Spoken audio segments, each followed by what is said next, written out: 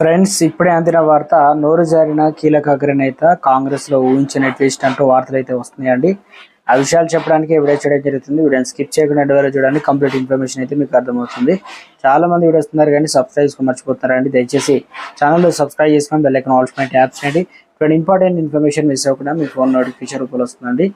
చాలా మంది చూస్తున్నారు లైక్ ఛానల్, దయచేసి లైక్ చేయండి. ఇన్ఫర్మేషన్ అందరూ రీచ్ చేసిన వారు అవుతాం. మనం సార్వత్రిక ఎన్నికల వేళ సొంత పార్టీ నేతల వివాదాస్పద వ్యాఖ్యలు కాంగ్రెస్ కు తలనొప్పిగా మారాయి. మొన్నటి వరకు పాకిస్తాన్ వద్ద అణుబాంబులు ఉన్నాయని, ఆ దేశాన్ని గౌరవించాలంటూ ఆ పార్టీ సీనియర్ నేత మాణిక్ శంకర్ అయ్యర్ చేసిన వ్యాఖ్యలు రాజకీయం తీవ్ర దుమారం రేపిన సంగతి తెలిసిందే.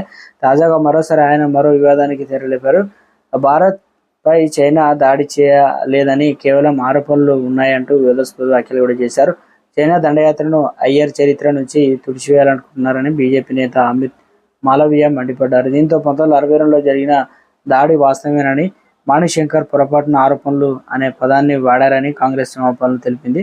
నెహ్రూ ఫస్ట్ రిక్రూట్స్ పుస్తకావిష్కరణ కార్యక్రమంలో వ్యాఖ్యలు చేశారు. మాణిశంకర్ అయ్యర్ నాడు భారత్పై చైనా బలగాలు దాడి చేశాయనే ఆరోపణలు ఉన్నాయని అన్నారు. వాస్తవంగా జరిగినటువంటి దాడిని అయ్యర్ ఆరోపణల అనేది పేర్కొనడం దుమారంగా రేపింది.